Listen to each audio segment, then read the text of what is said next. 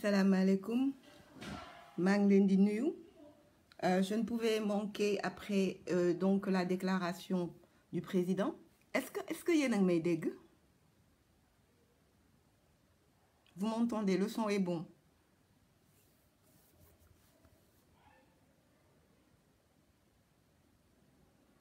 Le son est bon?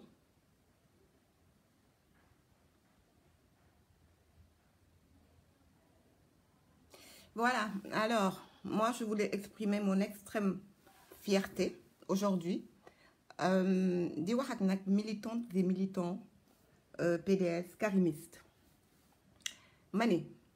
tey je suis plus que jamais fière d'appartenir à ce parti. Ma leen di wax ngeen gëm seen bopp dëggal seen waxu leader ndax xam nga lu neex li neex mooy cappaandaw ba fu ñuy mujjee. Ndax en vérité nit ci àdduna mënu la jiitu ci politique gën la koo xam def lu kenn musta def jàngal leen politique saa yu waxee ngeen teggi référendum Ablaye Wade dafa ne woon ñii kat xeex leen bi ñu ne machine bi Daouda Diallo ne machine bi dafa paan Ablaye Wade xam nga lu mu leen wax xeex leen pour ñu jox xale yi seen carte et soyez dans tous les bureaux de vote am leen fichier yi sinon bu leen dem ñu dëpp carte yi mënuñu ci dara xam naa il n'avait pas une marge de fraude sur le fichier ñu daal di ne dañuy defal CEDEAO daal di indi de nouvelles cartes jox ñi leen neex ba doyal dem législative Ablaye Wade wax ba sonn ànd leen non seulement da ngeen di ànd mais xeex leen les mêmes aujourd'hui qui pleurnichent dont leurs militants sont en train de pleurnicher comme des bébés ci jàppale ma jàppalewuma la les mêmes ñoo taxaw fii ne topp ñu Ablaye Wade du leen jiital Ablaye Wade du jiite liste bu ñu bokk c'est les mêmes de borom moins de 10% yi ku la ëpp làmmiñ nga ni kii la bu mobilisation jotee doo maanaam mobilisation benn commune PDS mooy seen mobilisation ñoom ñu bañ législative yi ñi taxaw ne Abdoulaye Wade ne dem leen foqati ci préfecture yi ñu àndandoo marcher vers le ministère de l'intérieur ñu weddi ko ñu taxaw ñu ne demuñu Abdoulaye Wade dafa bëgg rey ay doomu jàmbur dafa bëgg rey ay sénégalais ñeneen ñi ñoom demuñu terrain bi 2012 ba tey ñun rek nga ciy gis ñeneen ñi tu ne les vois que dans des conférences de presse tu ne les vois jamais au combat Oumar Sarr la ñuy jàpp di dóor di humilier Mamadou Diop Decroix la ñuy jàpp di dóor di humilier suñu xale yi la ñuy jàpp di tëj kaso suñu xale yi la ñuy jàpp di toroxal ñoom xanaa xalifiste yi waaw ñoom ñoo bañoon ba lii am ñun suñu wax musul changer ñun kenn duñu tànnal candidat ah bon da ngeen foogoon dañuy wax noonu rek quoi on parle comme ça dans le vent non ñun lu ñu wax dañ ko gëm ay opposants yoo xamante ni ñoo la gënoon yàkkamti ñu invalider Karim Wade ak Khalifa Sall pour ñoom ñun mën nañ dox suñu mayin wala waaxuñu ba tax ñun ñu bàyyi combat pour la restauration de la démocratie qui est la participation de tous les candidats et des plus grands candidats de ce pays foogoon nañ dañ koy bàyyi mën nañ ñu def pression wala porter presse wala napp ñu wala napp Ablaye Wade ba Ablaye Wade teg loolu ne waa d'accord je vais aller soutenir à une non-élection des gens defuñu ko Macky Sall moo ne woon defuma ko ñun nee nañ defuñu ko ñun suñu combat lenn la Macky Sall na fi jóge que ñu rebattre les cartes parce que lii amul benn njëriñ ku ci dem xam nga kenn naa leen man sax su doon sama sago man kese yéen presse bi nag ma ne boo leen di jël na ngeen jël sama direct bi yépp ma ne man bu doon sama sago Ablaye Wade sax day croiser les bras amatul lu muy prouver ñu croiser les bras xool leen bàyyi leen nag Macky Sall ba xam au soir du 24 février du bind booy benn 58% wam kenn ci ñoom du bouger ndax seen ay nit mosu ñoo xare ci seen njaboot musuñoo xare ji wax rek mam amel nit ñi ñun nag suñu décision on la change pas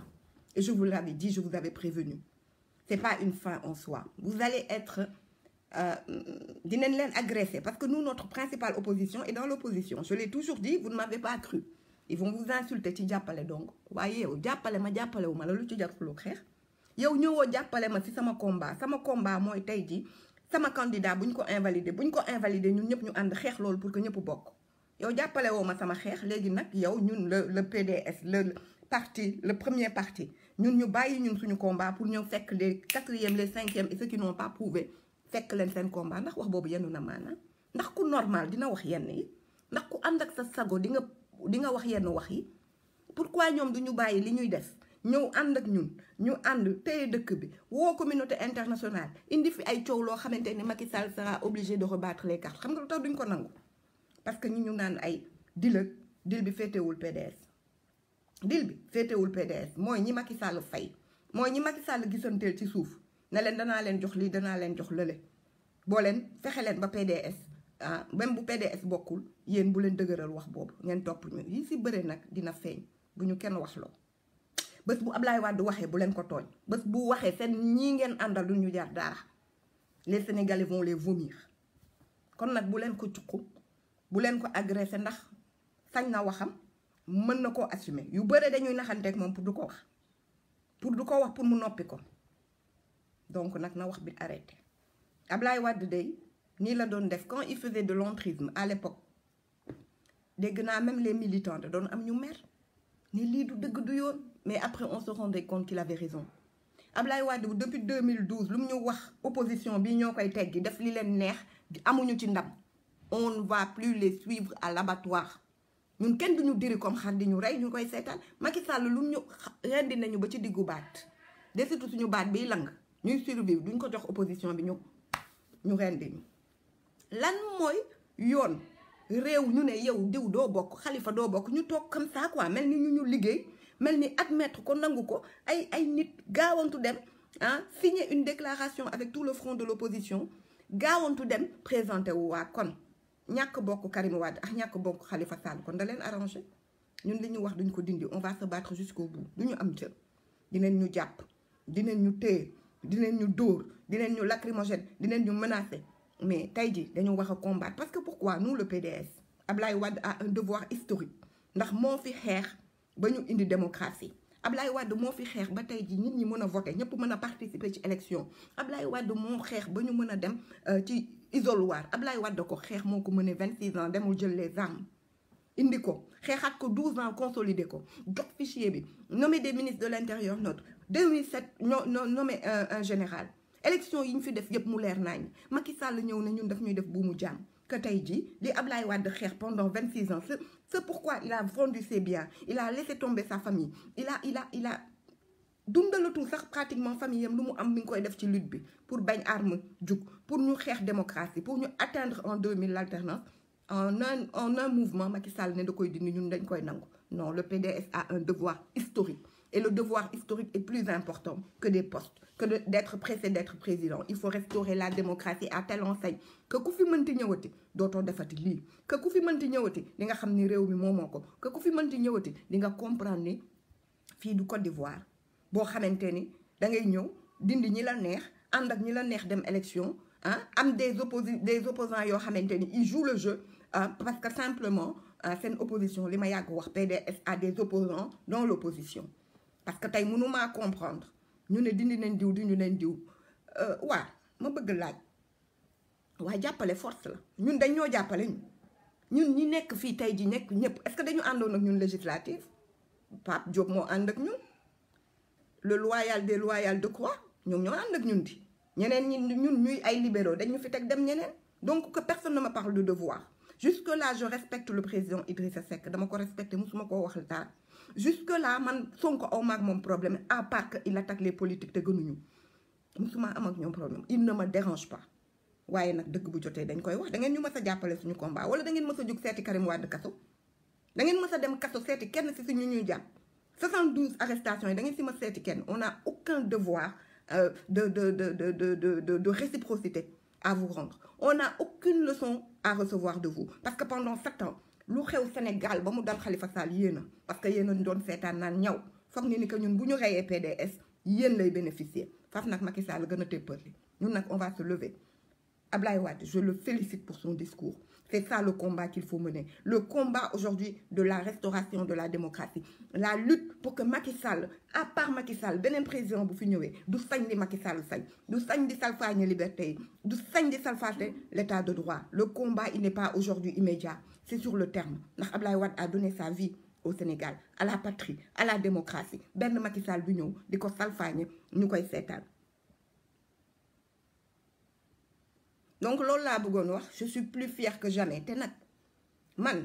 bilaay Ablaye Wade sax dafa baax naan ma ngay xeex seet Sénégal bu doon man dama leen di bàyyi ngeen dem ak Macky Sall ba soir 24 février ku ne xam sa bopp. ku ne xam sa bopp ndax machine à fraude am la toog yàgg na leen ko wax yéen seen bopp ngeen weddi lu mu wax man en vertu de quoi ngeen refuser topp Ablaye Wade ne yéen topp leen ko du législative du référendum vous avez carrément refusé de le suivre. ba lii tey jii ñu yegg si fii muy wax boobu ba léegi xeex leen fichier bi ngeen faalewu leen ko tey nag mu jël décision pour une fois jël décision boo xamante ni loolu la gëm ni loolu mooy dernier combat moom de sa vie ngeen di am loo leen wax leen lu leen neex j'en appelle aux wadistes aux karimistes je vous demande d'être debout ça va être difficile parce qu'ils vont vous attaquer ils vont vous diffamer ils vont diffamer le président Wade ndax noonu la ñu mën a politique xam nga lan la ñu mënee politique xas saaga ñun dañuy prouver ci terrain bi du ay saaga la ñuy nekk ñun duñu saaga dañ koy prouver sur le terrain bàyyi leen ñu saaga ba keroog ñu gis ñun toujours ñun suñu combat ca cappaandaw bi la ñuy xam kan mooy buur waaye man dooma yaakaar yëpp ma dooma yaakaar ba pare foog ni man maa la mën a yóbbu nga gagné ba pare lu ma la sant doo ko def ça n'a pas de bon sens donc tey jii ñun suñu combat loolu la dindi wuñ ci virgule échanger wuñu et j'en appelle aujourd'hui aux esprits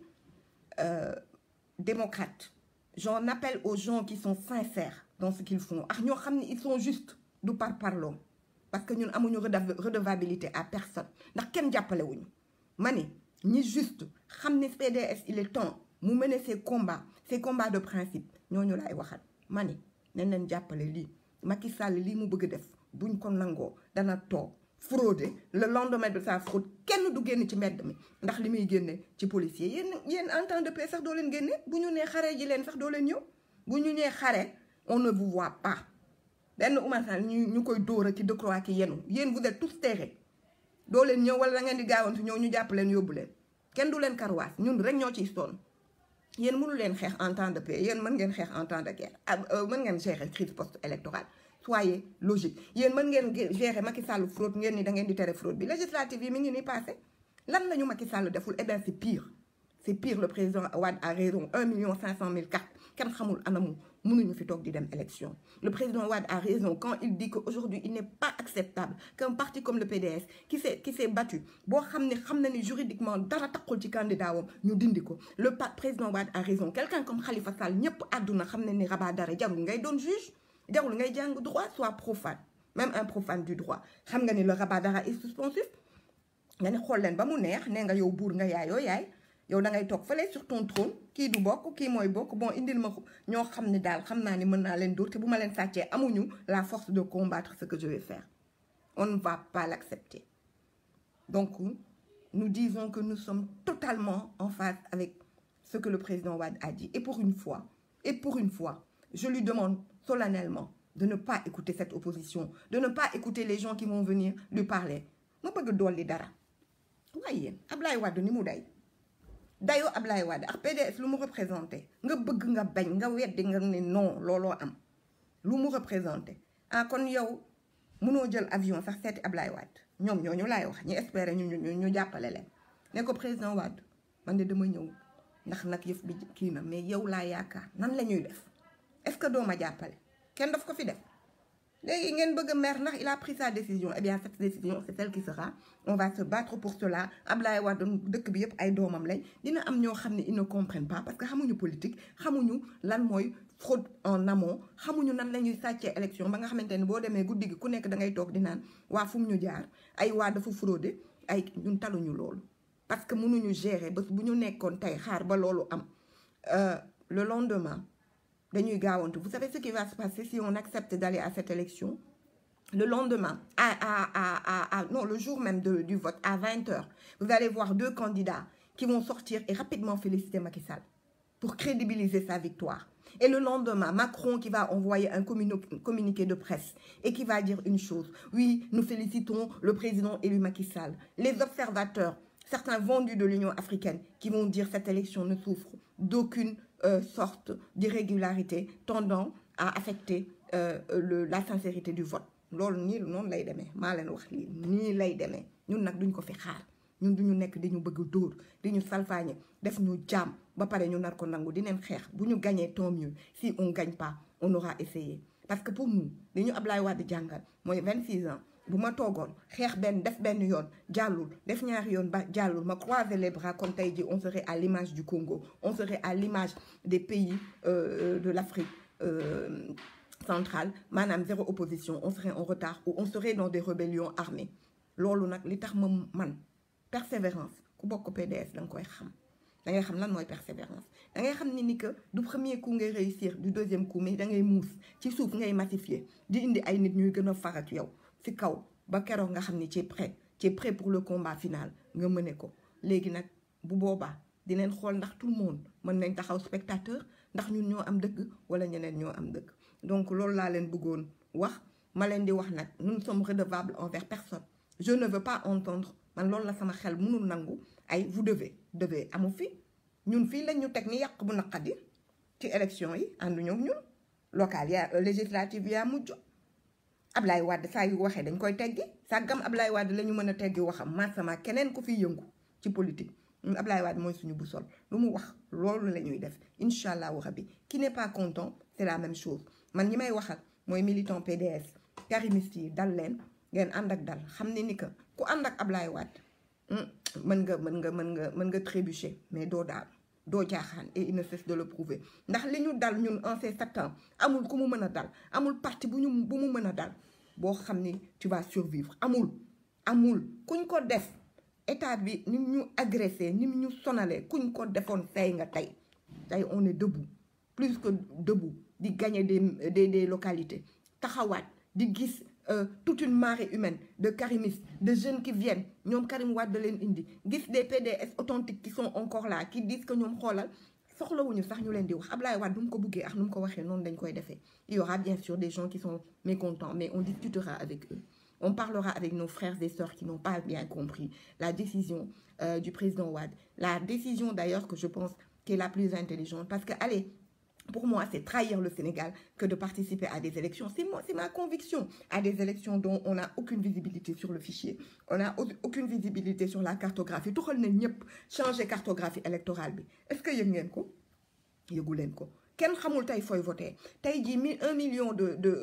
on parle d'un taux de 14% sur 6 millions d'électeurs yo xamni jotuñu sen carte. Wa légui ngeen ni ñu dem élection bobu ñun duñu ay golo. Macky Sall bu buggé golo yu mu ki bu mu ñëw PDS. Duñu dem pour qu'au soir, à 19h, il y a 2 candidats qui vont sortir rapidement, faire des communiqués et dire nous félicitons. Après les bureaux tests, les résultats des principaux bureaux tests, nous félicitons le président Macky Sall qui a gagné au premier tour.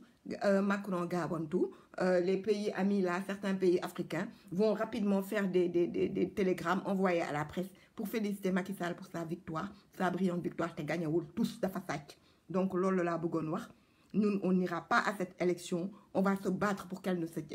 n'ait pas lieu. C'est notre position. Mais nous, on combat debout. On va mourir les armes à la main. Mais nous, ken duñu def jam. Ken duñu tay ji yobbu ci lo xamantene xamuñu ko. Fokk na ni PDS aujourd'hui mo mak tay di dem élection yo xamné xam nga ni dañu depp carte yi. Élection yo xamantene xam nga ni 19h ce sera plié. Ngay dem tay di nangu également ñuy xol Macky Sall di xol ku ko neex ak ku ko neexul nan ko koy bokk ci élection bi. Je salue la sortie du président Wade. Tay kontaan na tina tubaab bi nag moom xam naa Molière moom xam naa nee na mooy héritier wam may sa coro sa mbubb bu rafet na on est fiers de vous tey ji xam nañ ni kon ñun lu ñu doon wax dëgg la ci ñun on a eu un discours qu'on n'a jamais changé ñi changé mooy ñu changé seen discours tey mais ñun suñu discours musul changé bu Karim Wade bokkul duñ dem élection bu fichier bi buñ ko audité wul duñ dem élection c'est ce qu'on a toujours dit et c'est ce qu'on maintient on se battra pour que ces élections n'aient pas lieu ma leen di nuyu di leen sant di kontaan di amaat fierté bu rëy tey jii d'avoir choisi le PDS d'avoir choisi un mentor comme Abdoulaye Wade et un leader comme Karim Wade. Allez, bye bye et courage, restez forts, concentrés, un mental fort, parce qu'ils vont essayer aujourd'hui l'opposition de vous attaquer, parce qu'ils n'ont pas d'argument. Mais ils n'ont pas de force là. J'aime à dire que parfois, il y a des gens de l'opposition, ils sont beaucoup plus dictateurs que Macky qu'ils combattent. Ndax tey ji bu ñu toogoon lu raw Macky Sall lañ ñuy def ndax suñu liberté tey sax dañ ñu ko bëgg nangu nañu par force ñu ne ñu nekk jaam topp leen ñoom ci lu ñu bëgg te ñoom duñu topp ci lu ñu bëgg loolu amul fenn dinaa ko def lu ma neex laay def ba pare forcé ñëpp ñu topp ma loolu amu fi nous sommes un parti souverain et nous assumons nos décisions nous les assumons avec le président Abdoulaye Wade nous les assumons avec le coordonnateur national Oumar Sarr nous l'assumons avec notre leader Karim Meïssa Wade et nous serons auprès du président Wade pour mener le combat à bien duñ ci am jël ko mais au moins nous serons dignes et debout nous aurons respecté notre parole la parole de ne pas aller à des élections yoo xamante ni amuñu ci visibilité élection boo xamante ni suñu candidat bokk ci pour des raisons fallacieuses donc voilà ce que je voulais dire et je vous souhaite à toutes et à tous une excellente soirée ngir yàlla la presse boo leen di fexe di nangoo ki di jël sama ay direct prenez tout ne sortez pas des propos pour aller les sortir de leur contexte et faire de gros titres sur vos sites ngir yàlla aujourd'hui on est dans une période très sensible il faut bien dire ce que j'ai dit yenn site yu Macky Sall amee di fay li ma wax ma ne Ablaye Wade dama ci d'accord moi je disais avant gouvernement de transition nationale mais moom am na nu mu ko tuddee alliance nationale de transition pour qu'on rebatte les cartes pour qu'aujourd'hui qu'on aille si Macky Sall est d'accord pour ça qu'on aille s'asseoir et qu'on voit ensemble avec des experts internationaux et nationaux comment aller à des élections qui seront transparentes comment avoir ce fichier comment nous entendre autour d'un minimum boo xam ne moom moo ko xeex au prix de sa vie au prix de sa liberté au prix aujourd'hui de beaucoup de choses pour ñu am ko tey donc tey il a un devoir historique de se battre et de combattre l'arbitraire et de combattre l'esclavage bi Macky Sall bëgg ñu dugal duñ ko nangu ku bëgg nag mu def la jaam yaa xam ñun duñ ko nangu ñun waa PDS alors je vous souhaite à tous une excellente soirée et je vous demande, n'oubliez pas, une mobilisation. On veut des millions de Sénégalais pour accueillir le président des cœurs, le président des présidents, notre leader, le président Abdoulaye Wade. Ciao, à bientôt.